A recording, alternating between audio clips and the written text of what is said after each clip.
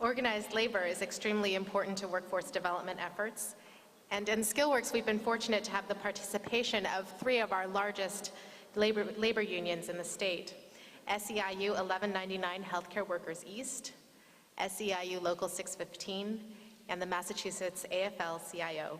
Here tonight to talk about some of SkillWorks' public policy activities and successes, as well as to introduce Secretary of Labor Suzanne Bump, is Bob Haynes, President of the Massachusetts AFL. Thank you, Lucy. Good evening, everybody. What a wonderful celebration. Everybody having a nice night tonight? You don't care if there's 56 speakers, right? I mean, we're all, what are you going to do on Monday evening? First thing I'd like to do is introduce 2 of my colleagues in the back of the room. Sue Parsons, who is our Workforce Development Specialist. Sue, why don't you stand up, please, for all the great work that you've done. And Timothy Sullivan, who is our Legislative Agent at the State AFL-CIO and a huge fan of workforce development. This week, RFPs, requests for proposals, will be announced by the State Department of Labor and Workforce Development for the Workforce Competitive Trust Fund. The $18 million trust fund, which we hope will become Massachusetts' first permanent job training fund line item, was a feature of the legislature's 2006 economic stimulus bill. Several key provisions of the stimulus bill came directly from a project funded by SkillWorks, the Workforce Solutions Group. I want you to think about this group, this Workforce Solutions Group, and how powerful it is and who it included. The Crittenden Women's Union, the Mass Workforce Board Association, the Mass Community Action Network, the Mass AFL-CIO.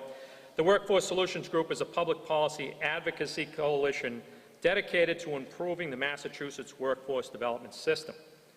Our unique strength is that we bring together a broad range of employers, unions, education and training providers, community colleges, immigration advocates, WIBs, and interfaith organizations united by their common interest in having a strong and effective workforce development system. Think about the power assembled in that coalition and the things that we can create and the things that we can do together when we work together. And that's exactly what we have done. We've worked together. We've worked together on a goal to promote workforce development reform by effectively using the knowledge, the experience, the insight, the combined strengths of our various constituencies. We want to create a workforce development system that increases workers' skills and advances families to self-sufficiency and promotes job creation and economic growth. More specifically, one that helps low to moderate income residents move to family-sustaining jobs that offers ways for all workers, incumbent workers, underemployed and unemployed workers to advance through their work lives. That helps employers find and retain skilled employees, and that keeps Massachusetts employers competitive and in Massachusetts. Think about that just for a second. What we're really about is a moral imperative. We're about the future of this Commonwealth. We're about creating family-sustaining jobs for working people in this Commonwealth. What could be more important than that? Paul just talked about the hope and the need of citizens in this Commonwealth to make a difference, to have an opportunity.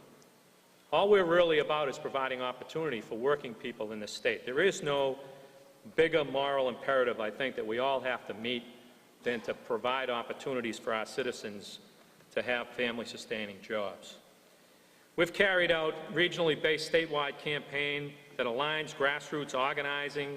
This Workforce Solutions Act has been a package of targeted investments and systemic reforms, many of which incorporated into the legislature's 2006 economic stimulus bill. Think about this: 150,000 workers unemployed in the Commonwealth and over 92,000 vacancies. Pretty easy solution. Match the workforce up with the vacancies and give people the opportunities that they need. And that's what the Workforce Solutions Group has been all about. It's been about tackling the problem of the state's mismatch between employer needs and worker skills. In the first RFP, the Workforce Competitive Trust Fund attracted unprecedented numbers of applications. There's a tremendous demand out there for these services. The trust fund targets regionally based public-private training partnerships in critical industry sectors.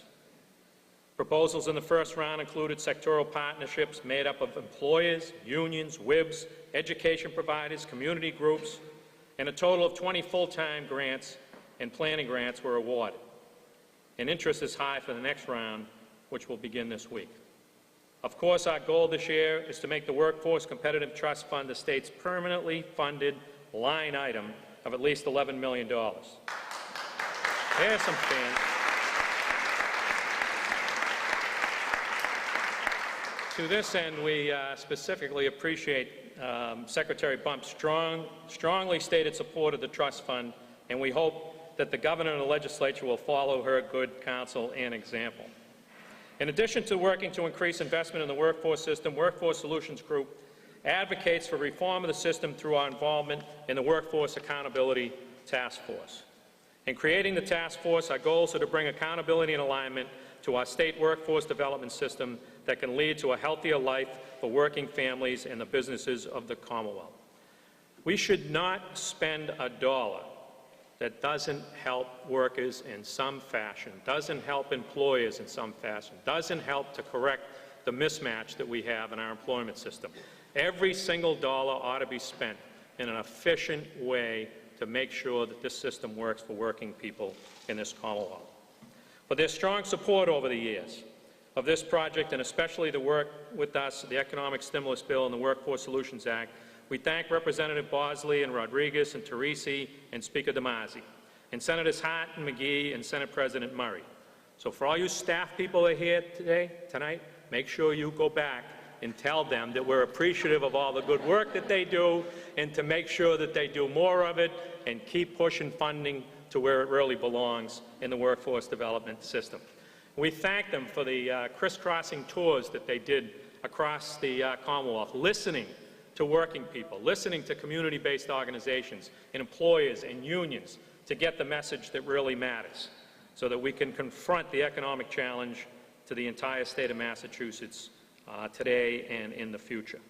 The economic future of the Commonwealth depends on our ability to maintain and expand the skilled workforce that will fuel the economic growth.